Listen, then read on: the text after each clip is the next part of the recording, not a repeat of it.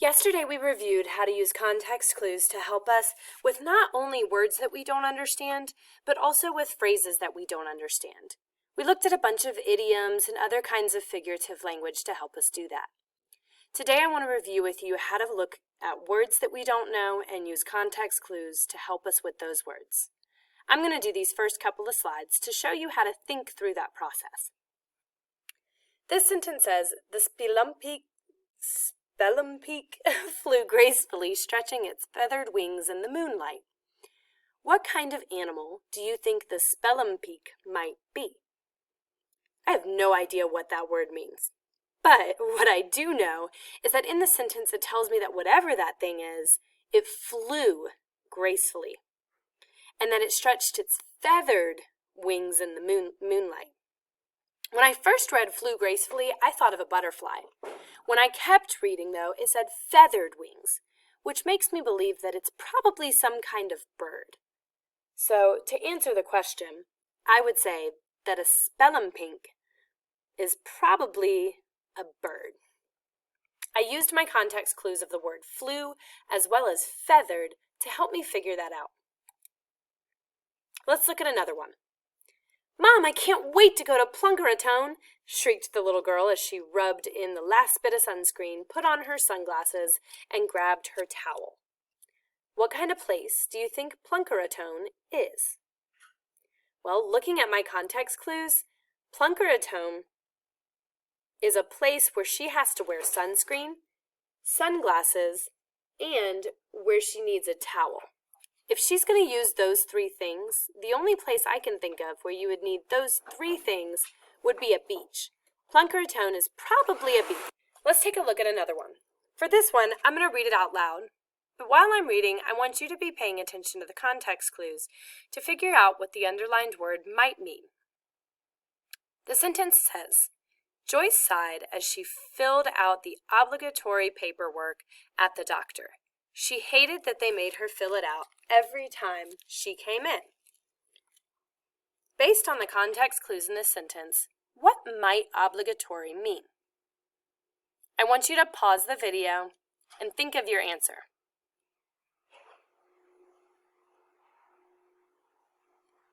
It tells us that we're at the doctor's office. And it also says that she has to fill it out every single time that she comes in. Obligatory probably means something about like she has to do it. Something that even if she doesn't like it, she's got to do it anyways. Like obligatory breathing. That's something that you have to do.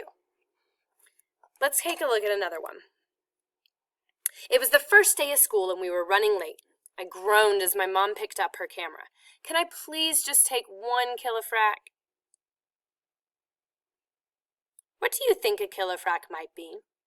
What clues do you see in that sentence that helps you understand that word better? Pause the video, think of your answer, and press play when you're ready to hear the right answer.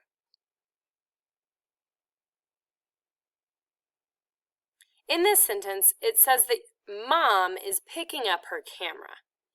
When Mom picks up her camera, she asks for a kilofrac. Knowing what a camera does, what might a kilofrac be? It's probably a picture, right? It's also the first day of school, and we know that moms love taking that first day of school photo, so it makes sense with both parts of the context clues in that sentence. Let's take a look at some more. This one I want you to read on your own. Pay attention to the context clues as you read, pause to think about it, and then unpause when you know what a hyperematory might be. In this sentence, it says, Emilio walked into the hyperematory. It sounds like it's probably a room that he can be in since he walked in it. Once he's in that room, it says that he looks around excitedly at all of the books and can't wait to take one home.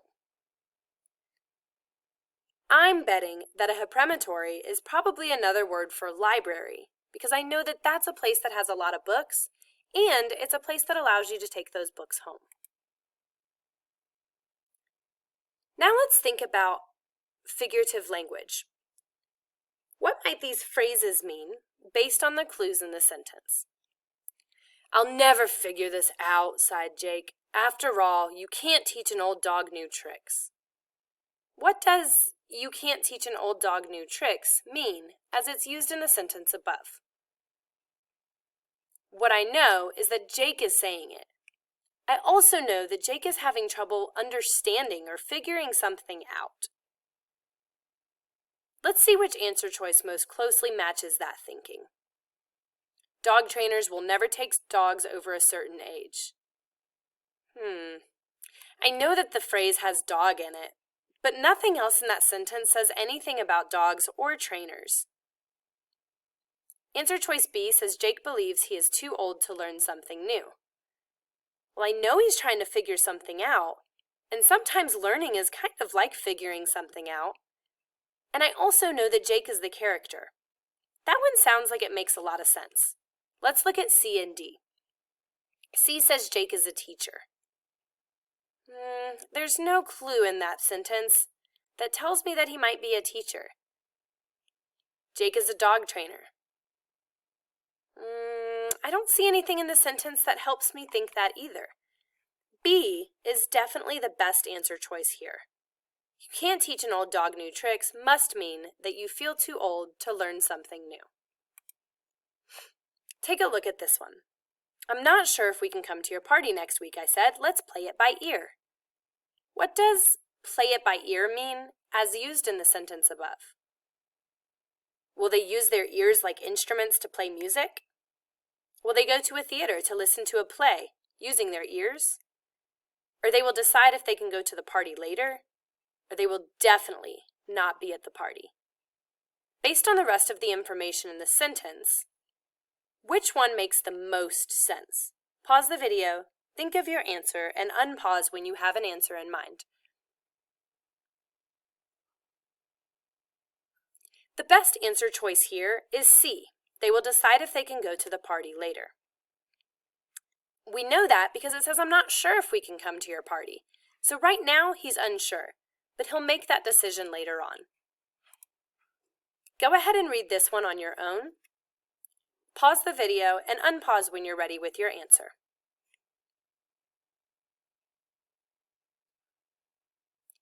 This sentence is asking us to focus on the phrase "out of the blue." I don't think that the room that they were sitting in is blue. It doesn't really tell me anything about that, but I don't think that the color of the room is the most important part or information that we're gaining from this sentence. A blue bag gave them an idea. I don't see anything about a bag anywhere in this sentence. Lamont came in out of nowhere and they weren't expecting it. Well, when I was first reading this sentence, I had no idea Lamont was there, so he did kind of come out of nowhere. Lamont was too loud for them. Doesn't say anything about them feeling like he was too loud. I think that C makes the most sense here because it says that they were feeling bored, and so they probably weren't expecting the excitement that Lamont ran in the room with. Go ahead and take a look at your reading direction slides for today and complete your assignments. Remember, we start writing at 10:35. So at 10:35, make sure that you switch on over to writing and listen to that mini lesson for those directions.